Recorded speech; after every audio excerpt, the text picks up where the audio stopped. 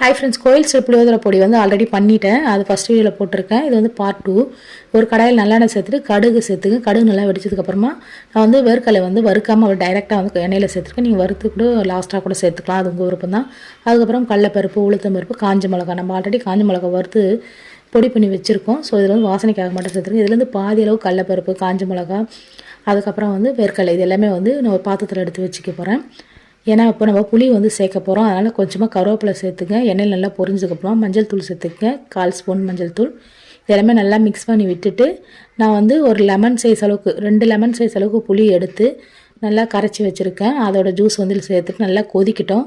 நான் இந்த பொடி டீட்டெயில் வீடியோவை ஃபஸ்ட்டு வீடியோவில் போட்டிருக்கேன். எல்லாமே ஷார்ட்ஸ் தான். நீங்கள் வந்து நான் ப்ளே பட்டன்லையும் கொடுக்குறேன், சேனலுக்குள்ளேயும் போய் பார்த்துக்கலாம். இப்போ புளி காய்ச்சல் வந்து ரெடி ஆகிடுச்சு. கொஞ்சமாக நாட்டு சக்கரை சேர்த்துட்டு நல்லா எண்ணெய் பிரிஞ்சு வந்ததுக்கப்புறம் நம்ம இறக்கி சாதத்தில் மிக்ஸ் பண்ணிக்கலாம். நான் நெக்ஸ்ட் வீடியோவில் போட்டிருக்கேன், இதோட கண்டினியூ அப்படியே பாருங்கள் நீங்களும்.